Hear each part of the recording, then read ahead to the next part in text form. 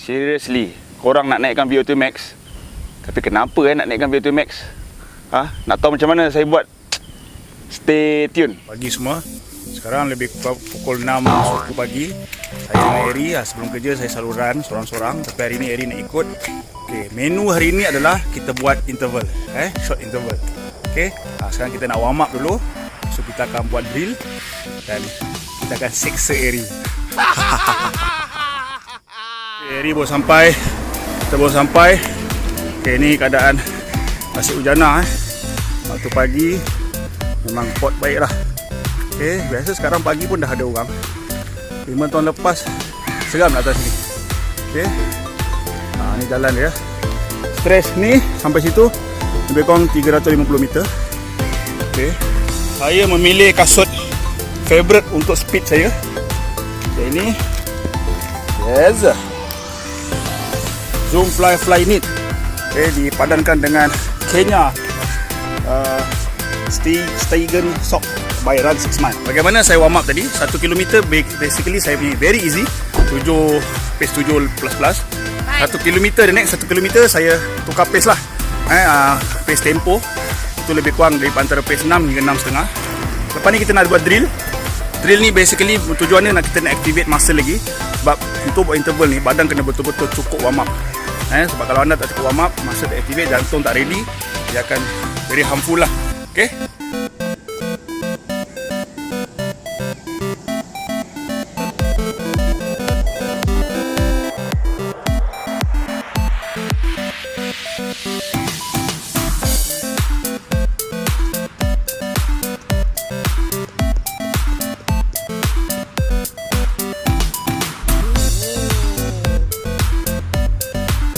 pace yang saya pilih interval ni adalah biasanya 0.2 ke 0.5 minit lebih laju daripada 5k pace. So 5k pace saya 5.41. Hari ni saya plan nak lari 5.1 atau 5.0 minit per kilometer.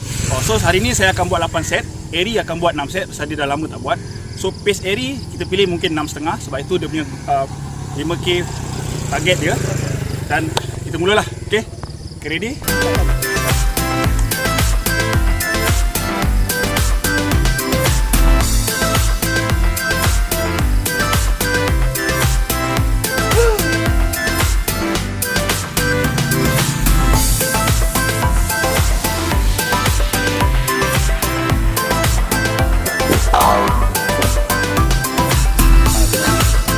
Saya buat interval ni.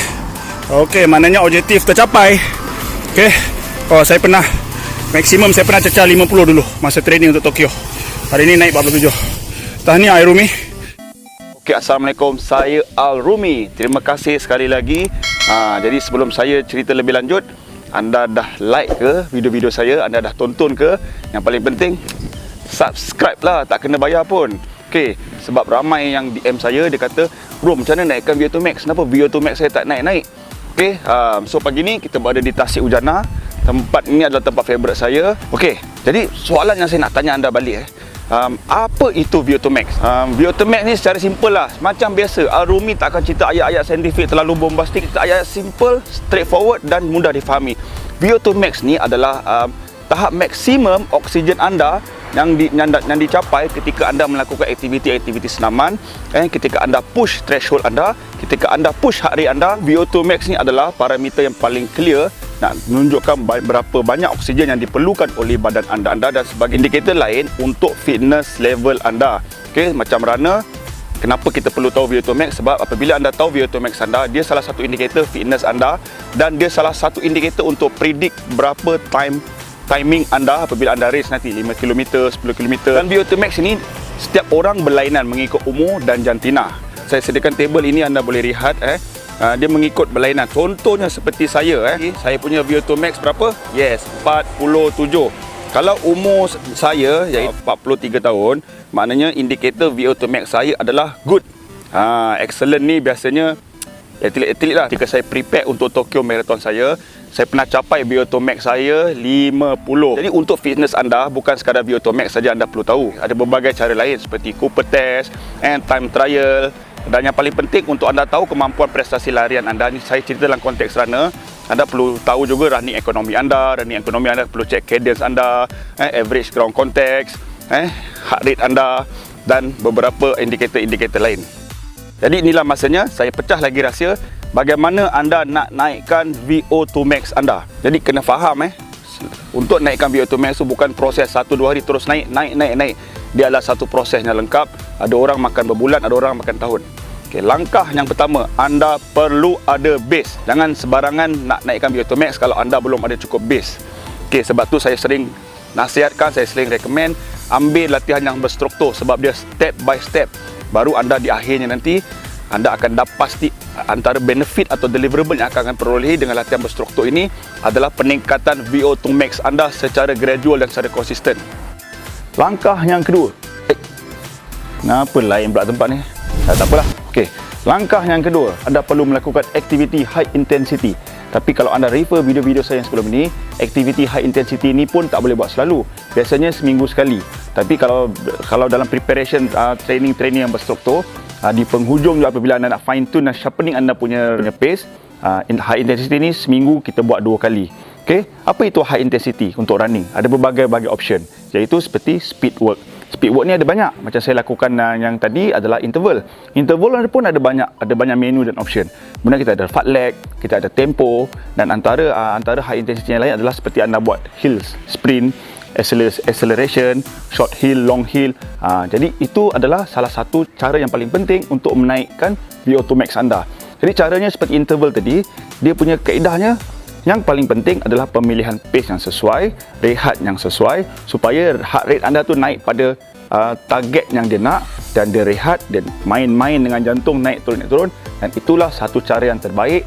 VO2 max anda akan naik secara konsisten dan mencapai target yang anda hendak. Langkah yang ketiga adalah konsistensi. Maksudnya, aktiviti yang anda lakukan untuk high intensity tersebut perlu konsisten dan ia perlu gradually dan ia perlu variety. Maknanya, minggu ni buat interval 400 meter. Minggu depan buatlah lain, jangan 400 meter je selamanya. Jadi itulah perlu konsistensi dan perlu variety. Itu salah satu cara untuk menaikkan VO2 max secara berkesan. Langkah yang keempat, yang paling penting sekali adalah recovery. Okey, apabila anda telah melakukan high intensity, iaitu hard session, badan anda juga perlu recover supaya sel-sel anda dapat regenerate balik dengan lebih kuat dan lebih laju. Jadi kalau anda membuat hard session saja, anda tidak recovery, anda tidak rest, recovery ni pun ada pelbagai, ada active recovery, ada passive recovery. Anda jika tak ada recovery, maka anda punya prestasi itu VO2 max tidak akan naik, malah mungkin lebih teruk. Dan itu yang kita tak nak. Alright. Jadi apa-apa pun VO2 max ni perlu untuk mereka yang minat dalam dunia larian ini, tetapi VO2 max ni bukan segala-galanya. Ada banyak lagi indikator-indikator lain seperti saya jelaskan tadi untuk kita menganalisis prestasi kita. Alright, tadi macam mana nak tengok VO2 max ni, iaitu salah satunya pakai jam dan yang paling tepatnya pergi ke mana-mana running lab seperti di pusat sukan Universiti Melaya. Dia duduk berlari di treadmill pakai yang macam tutup mulut tu. Itu paling accurate sekali. Okey, jadi macam biasa, saya berharap info-info seperti ini dapat saya share lebih banyak lagi pada masa-masa akan datang. Jika anda ada komen-komen yang konstruktif, cadangan atau soalan, tinggalkan komen di ruangan YouTube ini atau di Instagram saya. InsyaAllah saya akan cuba balas. Dan jika anda suka video ini, jangan lupa tekan like. Paling penting, subscribe lah. Okey, terima kasih banyak-banyak. Stay fit, keep healthy, stay safe and keep running. Assalamualaikum. Lari cepat.